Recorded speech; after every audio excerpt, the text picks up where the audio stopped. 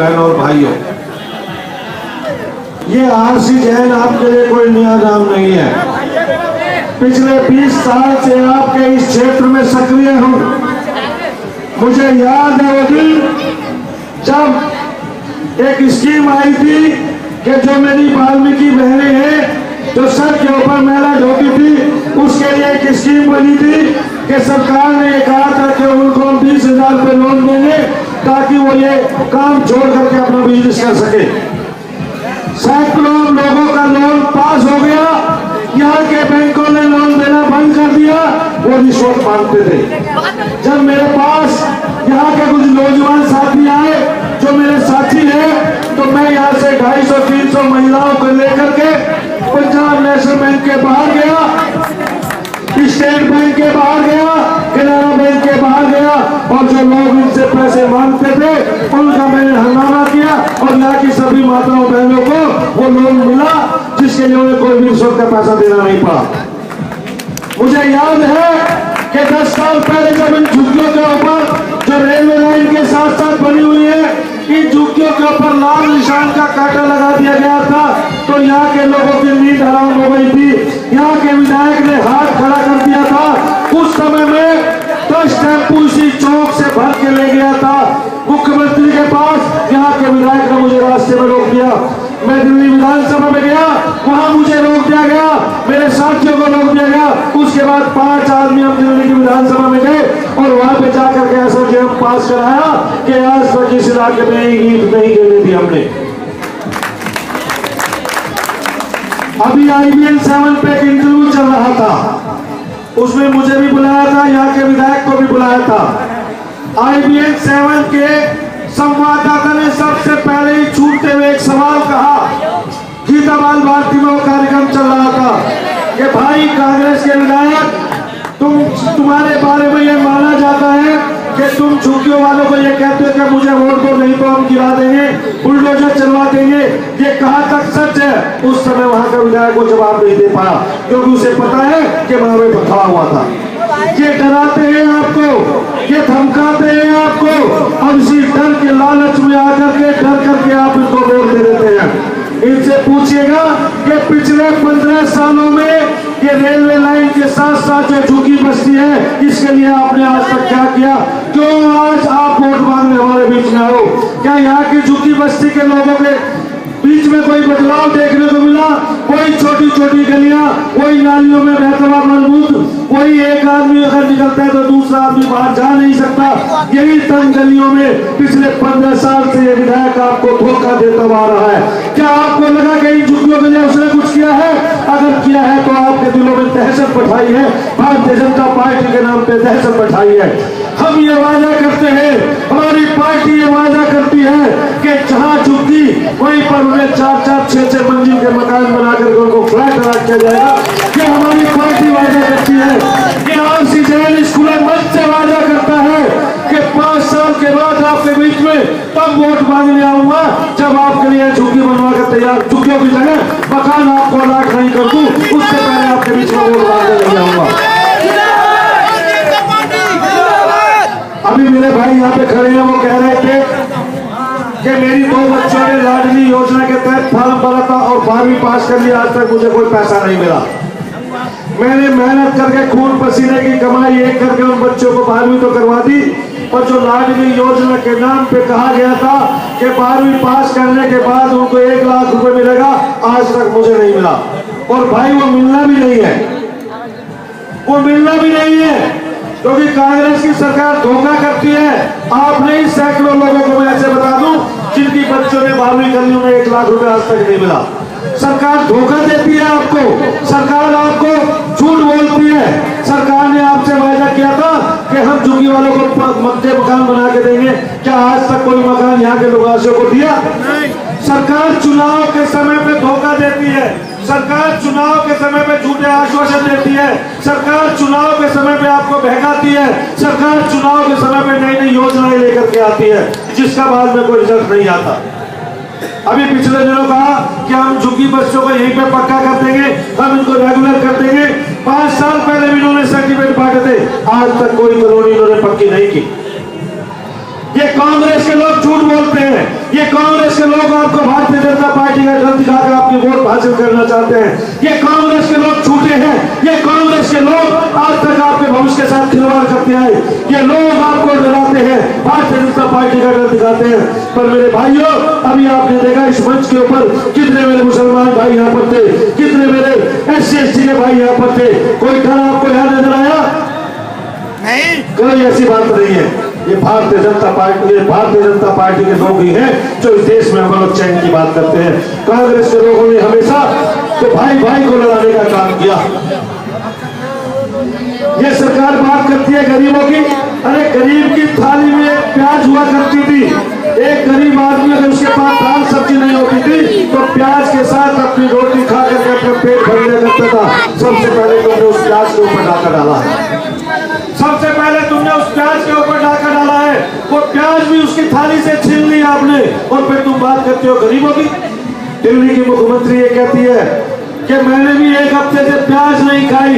अरे वो इतनी गरीब हो गई कि एक महीने पे एक हफ्ते में प्याज नहीं खरीद पाई तो ऑक्सीजन भिजवा देगा 100-200 किलो प्याज। शर्म आनी चाहिए उस मुख्यमंत्री को।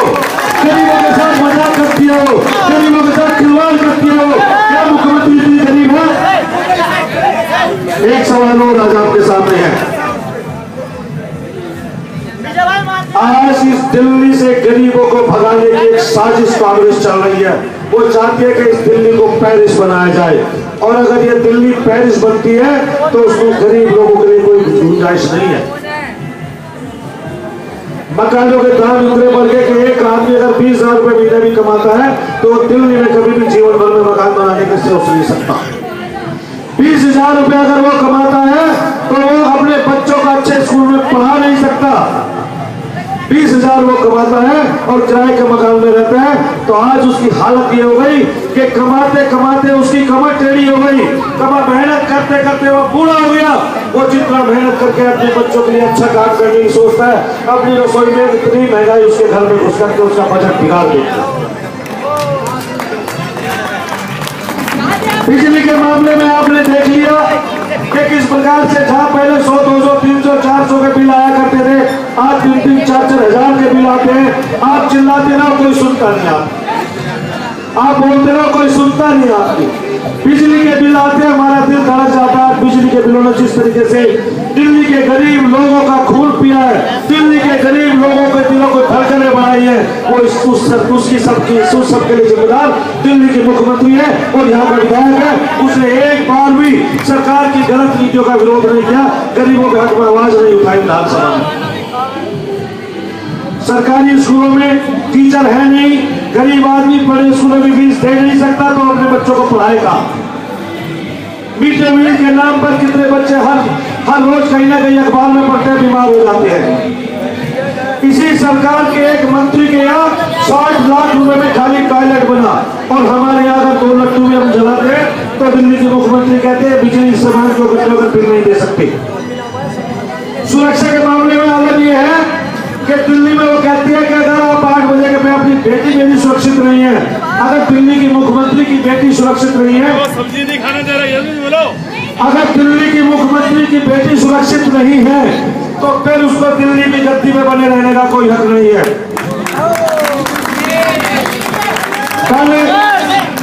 कांग्रेस के एक और मंत्री ने बयान दिया, उसने ये कहा कि आज गरीब नहीं रहा, उसकी थाली में सब्जी की जगह प्याज और 2 सब्जी और आ गई। तू उन गरीबों के घर में देखने गया था, तूने जाकर के देखा है जो तू इस प्रकार की बयानबाजी कर रहा है? उस केंद्रीय मंत्री से मैं पूछना चाहता हूँ, उस केंद्रीय मंत्री से मैं पूछना चाहता हूँ कि तूने कितनी झुग्गियों में जाकर के देखा है कि एक गरीब आदमी रात को पेट में दोनों घुटने घुसेड़ करके किस प्रकार अपनी भूख को शांत करने का प्रयास करता है? तूने जाके कभी वहां देखा है? किस प्रकार से झुग्गीवासी के लोग, यहाँ के लोग गंदगी में जी रहे हैं, कभी आपने सोचा है? 15 साल से यहाँ का विधायक एक व्यक्ति है, 10 साल वो मंत्री रहा। क्या आपको लगता है कि इस इलाके का कोई विकास हुआ है? दिल्ली की मुख्यमंत्री कहती है हमने विकास किया। क्या इस इलाके में आपको कोई विकास नजर आता है? क्या इस इलाके से गंदगी समाप्त हो गई? क्या इस इलाके से जो और समस्याएं वो समाप्त हो गई? क्या सीवर की समस्या समाप्त हो गई? विकास ये नहीं होता। विकास ये होता है कि हर गरीब आदमी के मुंह में दिवाला जाए, गरीब आदमी के सर पे छत हो, गरीब आदमी के तन पे कपड़ा हो, उसके बच्चों को पढ़ने की अच्छे स्कूल में व्यवस्था हो। ये विकास होता है। विकास ये नहीं होता कि विकास के नाम पे पूरी दिल्ली को तुम लूट के खा गए। ये विकास नहीं होता। हम आपसे ये वादा करते हैं कि सत्ता में आने के बाद पहले तो 30% बिजली के दाम कम करेंगे, सारी कंपनियों में कंपटीशन करा देंगे। पहले एक मोबाइल का बिल जो पहले 16 रुपए मिनट के हिसाब से आता है, कई कंपनियां हुई उनमें कंपटीशन हुआ, आज 1 पैसे की 1 सेकंड की कॉल है। क्यों है ये कि मोबाइल की बहुत सारी कंपनियां हो गई, उनमें कंपटीशन हो गया, रेट कम हो गया। ये 3 कंपनियां जब दिल्ली में आई थी तो ये कहा गया था इनमें कंपटीशन कराएंगे। 18,000 करोड़ रुपए इनको आपके खून पसीने की कमाई ये सरकार दे चुकी है। फिर भी बिजली के दाम क्यों बढ़ते जा रहे हैं? फिर भी लोगों के दिलों की धड़कन क्यों बढ़ती जा रही है? फिर भी एक मोबाइल भी अगर चार्ज करो तो मीटर इतने फास्ट चलते हैं कि उसके बाद भी आपका मीटर मोबाइल चार्ज करने पर ही चलता है। ये सारी जो बात है ये गरीब विरोधी बात है। ये सारा जो कांग्रेस गरीबों का नाम लेके अभी तक आपको लूटती रही, सिर्फ गरीबी गरीबी गरीबी कह करके गरीबों का खून पीती रही, गरीबों को चूसती रही। बिजली के बिल बढ़ जाते हैं, आप पूछते ही नहीं। पानी के दाम बढ़ जाते हैं, आप सवाल ही नहीं उठाते। पेट्रोल के दाम बढ़ जाते हैं, आप सवाल नहीं उठते। लोगों को रोजगार नहीं है, आप सवाल नहीं उठाते। डीजल के दाम में आप चुप रहते हैं। आपके बच्चों के स्कूल में व्यवस्था नहीं, आप चुप रहते हैं। कब तक आप चुप रहेंगे? अपने अधिकार के लिए लड़ना सीखो, अपने अधिकारों के लिए लड़ना सीखो। जो आपके बीच में वोट मांगने हैं उससे पूछो कि पिछले 15 साल में तुमने क्या दे दिया जो हम तुमको दोबारा वोट दें। तुम तो यहाँ से जाके रहने लगे 9 नंबर कोठी में, यहाँ के लोग किस तरीके से जी रहे हैं इससे तुम्हें कोई मतलब नहीं है। ये सवाल आपको पूछने चाहिए, ये सवाल आपको उनसे मांगने चाहिए। ये बहुत कीमती आपका वोट है। और वो क्या कहता है कि इन झुग्गी बस्तियों के लिए, इस गरीब इलाके लेके मैं कुछ करूं या ना करूं, मैं तो इनको पैसे दे दूंगा, वोट मुझे अपने आप आ जाएगी। जिस दिन हम लोग ये इसका एक घमंड तोड़ देंगे कि यहाँ के लोगों को जो पैसे देकर के मैं वोट खरीद देता हूँ, उस दिन आपका विकास शुरू हो जाएगा। उस दिन आपको एक नया सूरज देखने को मिलेगा। उस दिन आप अपने वोट का जब सही इस्तेमाल करना सीख जाएंगे तो आपके साथ इस प्रकार का अन्याय नहीं होगा जो दिल्ली में बैठी हुई सरकार आपके सामने कर रही है।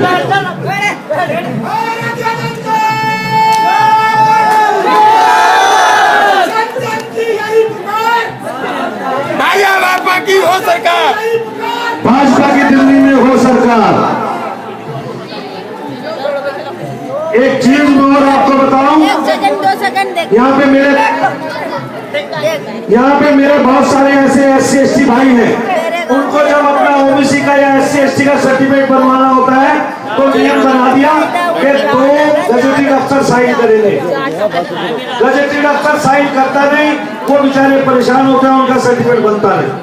हम सत्ता में आने के बाद ये शर्त खत्म कर देंगे और ये हम ये कहेंगे, हम ये शर्त लेकर के आएंगे कि अगर आपके क्षेत्र का विधायक लिख करके दे दे तो आपका सर्टिफिकेट बन जाना चाहिए।